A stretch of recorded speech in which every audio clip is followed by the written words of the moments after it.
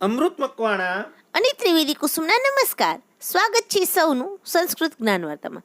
વિદ્યાર્થી મિત્રો, ધોરણ 11 વિષય સંસ્કૃતમાં આપણે ગદ્ય 11 થી 17 જોયા તથા ગદ્ય 18 કેમ નામ વ્યક્તિત્વમ, ખરેખર આ વ્યક્તિત્વ શું છે તેનો ભાગ 1 જોયો. હવે આપણે ભાગ 2 અંગે ચર્ચા કરીશું. વિદ્યાર્થી મિત્રો, આપણે જોયું કે લેખક છે એ પ્રથમ કહે છે કે ભાઈ વ્યક્તિત્વનો વિકાસ કરવો હોય તો એની પહેલા આપણે વ્યક્તિત્વના સ્વરૂપને સમજવો પડે. તો ચાલો હવે આપણે આગળ સમજીએ.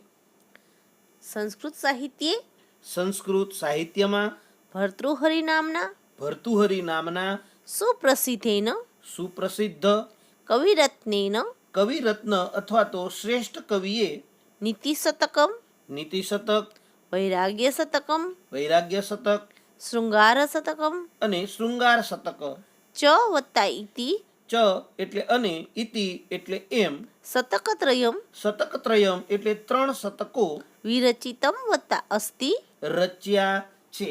સંસ્કૃત સાહિત્યમાં ભર્તુહરિ નામના સુપ્રસિદ્ધ કવિરત્નએ નીતિ શતક, વૈરાગ્ય શતક અને શૃંગાર શતક એમ 3 શતકો રચ્યા છે. વિદ્યાર્થી મિત્રો, ભર્તુહરિ નામના એક સુપ્રસિદ્ધ કવિ થઈ ગયા છે અને એના વિશે ઘણા બધા મતાંતરો છે. કેટલાક એને રાજા કહે છે અને ત્યાર પછી તે પોતાના જીવનમાં પોતે ઋષિ બની અને સંન્યાસ દીક્ષા છે એ લઈ લીધી હતી અને એમણે 3 શતક, શતક એટલે 100, જેમાં 100 શ્લોક આવતા હોય એવું કાવ્યને શતક કહેવામાં આવે છે. તો એણે નીતિ શતક, વૈરાગ્ય શતક અને શૃંગાર શતક એમ 3 શતકો રખ્યા છે. અને એમાં નીતિ શતક છે એના વિશે ક્યારેક આપણે વિવરણાત્મક નોંધમાં પૂછાય છે તો એની આપણે થોડીક ચર્ચા કરીએ. નીતિ વિશેના જે વિચારો છે રાજા ભર્તુહરિના એ આમાં રજૂ થયેલા છે. દૈનિક જીવનમાં અને માનવ વ્યવહારમાં ઉપયોગી થાય એવા સદ્ગુણો છે, નીતિમત્તાની વાત છે,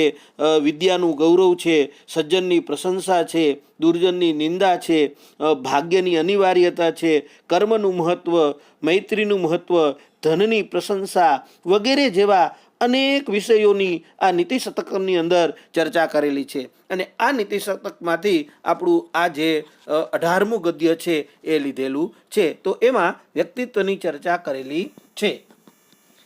તત્ર તેમાં નીતિશતકે નીતિ શતકમાં એકઃ એક સુપ્રસિદ્ધઃ સુપ્રસિદ્ધ શ્લોકઃ શ્લોક છે વર્તતે છે.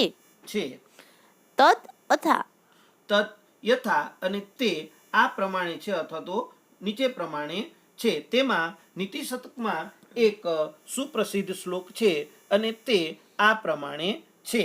વિપદી વિપત્તિ એટલે આપત્તિમાં, મુશ્કેલીમાં, ધૈર્યમ વત્તા અથ વત્તા અભ્યુદય, ધૈર્યમ એટલે ધૈર્ય, ધીરજ અને અભ્યુદયે એટલે પ્રગતિમાં અથવા તો વિકાસમાં, ક્ષમા ક્ષમા માફ કરવું તે, સદસી, સદ શબ્દ છે એનું સદસી એટલે સભામાં, ખાસ યાદ રાખજો સદસી એટલે સભામાં, વાક્પટુતા એટલે વાણીની ચતુરાઈ અથવા તો વાણીનું ચાતુર્ય અથવા તો વાણી ચાતુર્ય, યુદ્ધિ, યુદ્ધમાં, વિક્રમઃ, વિક્રમ એટલે પરાક્રમ, શૌર્ય દાખવવું તે, યશસી એટલે યશની બાબતમાં અથવા તો યશ મેળવવાની બાબતમાં, ચ વત્તા અભિરુચિ અભિરુચિ, ચ એટલે અને અભિરુચિ, વત્તા વ્યસને, વ્યસનમ, વ્યસનમ એટલે અહીં વ્યસનનો અર્થ અહીં આદત થાય છે, ટેવ થાય છે.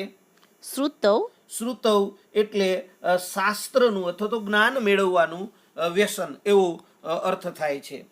પ્રકૃતિ સિદ્ધમ વત્તા ઇદમ, ઇદમ એટલે આ બધું, પ્રકૃતિ સિદ્ધમ એટલે સ્વભાવથી સિદ્ધ અથવા તો સ્વભાવમાં વણાયેલું, હિ મહાત્મનામ, હિ એટલે ખરેખર, મહાત્મા નામ એટલે મહાપુરુષોને. વિદ્યાર્થી મિત્રો, ખૂબ જ અગત્યનો શ્લોક છે.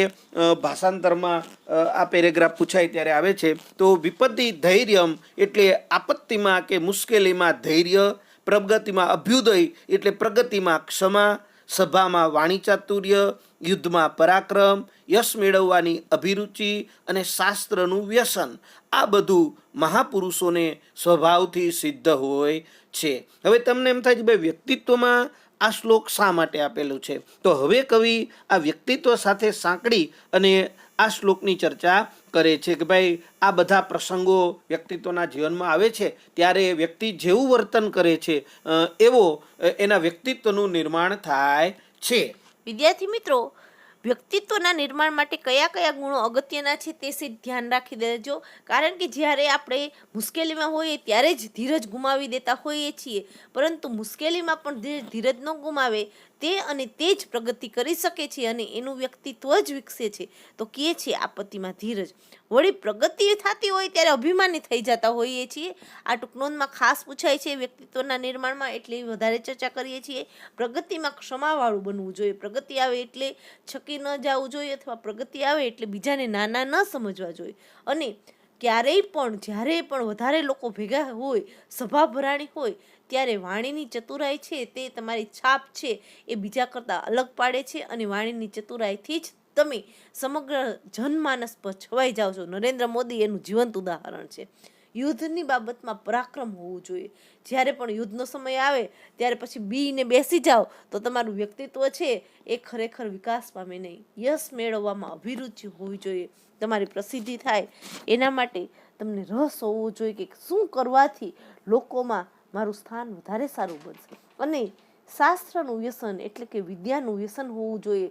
સારા સારા ગ્રંથો છે એને વાંચવાની તમને જિજ્ઞાસા હોવી જોઈએ અને સારી એવી જે બૌદ્ધિક બાબતો છે, બૌદ્ધિક વસ્તુ વધારે એવી જે વસ્તુ છે એમાં તમને રુચિ હોવી જોઈએ. અને આનું શ્રેષ્ઠ ઉદાહરણ કોણ બનેગા કરોડપતિ છે. જેને શાસ્ત્રનું વ્યસન હોય એ કરોડો રૂપિયા કમાઈ શકે છે. એટલે કે ધૈર્ય, ક્ષમા, વાણીની ચતુરાઈ, પરાક્રમ, યશની આદત કે યશ મેળવવાની ટેવ અને શાસ્ત્રનું વ્યસન, આ બધી બાબતો છે એ તમારી પર્સનાલિટીને ડેવલપ કરે છે. અસ્મિન અસ્મિન એટલે આ શ્લોકે શ્લોકમાં કવિના કવિએ ત્રીજી વિભક્તિની શબ્દ છે મહાત્મના મહાપુરુષોના અથવા તો મહાત્માઓના પ્રકૃતિ સિદ્ધમ એટલે સ્વભાવથી સિદ્ધ અથવા તો સ્વભાવ વડે સ્વભાવમાં વણાયેલા વ્યક્તિત્વનું વર્ણિતમ વત્તા અસ્તિ વર્ણન કર્યું છે. વર્ણિતમ અસ્તિ એટલે વર્ણન કર્યું છે. આ શ્લોકમાં કવિએ મહાત્માઓના સ્વભાવથી સિદ્ધ એવા વ્યક્તિત્વનું વર્ણન કર્યું છે. તત વત્તા ચ વત્તા ઇથમ. તત વત્તા ચ વત્તા ઇથમ. તત એટલે તે, ચ એટલે અને, ઇથમ એટલે આમ અથવા તો આ પ્રમાણે, અને તે આ પ્રમાણે. અવગંતવ્યમ અવગંતવ્યમ એટલે સમજવું જોઈએ, જાણવું જોઈએ. જીવને જીવનમાં પ્રત્યેક વ્યક્તિના અથવા તો દરેક વ્યક્તિના જનેન વિપદઃ માનવને આપત્તિનો અભ્યુદયસ્ય અભ્યુદય એટલે ઉન્નતિ, પ્રગતિનો સાક્ષાત્કાર એટલે સામનો કરણીયો ભવતી કરણ્ય ભવતી એટલે કરવો જ પડે છે અને તે આ પ્રમાણે સમજવું જોઈએ. જીવનમાં પ્રત્યેક માનવે આપત્તિનો અને ઉન્નતિનો એટલે કે પ્રગતિનો સામનો કરવો પડે છે. તત્ર તેમાં વિપદી આપત્તિમાં કે મુશ્કેલીમાં ધૈર્ય અથવા તો ધીરજ ધરણીયમ ધારણ ભવતી કરવાનું હોય છે. તેમાં આપત્તિમાં ધૈર્ય ધારણ કરવાનું હોય છે. અભ્યુદયે પ્રગતિમાં ચ અને ક્ષમા અથવા તો માફ કરવું તે કરણીયા કરવાની ભવતી રહે છે. તેમાં આપત્તિમાં ધૈર્ય ધારણ કરવાનું હોય છે અને પ્રગતિમાં ક્ષમા કરવાની હોય છે. જ્યારે પણ મહાન વ્યક્તિના જીવનમાં આપત્તિ આવે છે ત્યારે તે ધીરજ ધારણ કરે છે અને પ્રગતિ કરતો હોય છે ત્યારે તે બીજાને માફ કરી અને જીવનમાં આગળ વધતો હોય છે. કર્તવ્યમ આચરતા કર્તવ્યનું આચરણ કરતા અથવા તો કર્તવ્યનું પાલન કરતા જનેન માનવે અથવા તો માણસે કદાચિત ક્યારે સદસી સભામાં યુદ્ધે કે યુદ્ધમાં વા એટલે કે અથવા સ્થિતિઃ સ્થિતિ કરણીયા કરવાનું ભવતી રહેવાનું હોય છે. સ્થિતિ એટલે સ્થિર રહેવાનું હોય છે. કર્તવ્યનું આચરણ કરતા માનવે ક્યારેક સભામાં કે યુદ્ધમાં રહેવાનું હોય છે અથવા તો સભામાં કે યુદ્ધની પરિસ્થિતિ આવે છે. તત્ર તેમાં સદસી સભામાં વાક્પટુતા વાણીની ચતુરાઈ અથવા તો વાણી ચાતુર્ય આચરણીયા દાખવવાનું અથવા તો આચરણ કરવાનું ભવતી થાય છે. યુદ્ધે યુદ્ધમાં વિક્રમ વિક્રમ ચ એટલે અને વિક્રમ એટલે પરાક્રમ પ્રદર્શનીયો એટલે પ્રદર્શન કે દેખાડવું ભવતી હોય છે. તેમાં સભામાં વાણી ચાતુર્ય દાખવવાનું થાય છે અને યુદ્ધમાં પરાક્રમનું પ્રદર્શન કરવાનું હોય છે.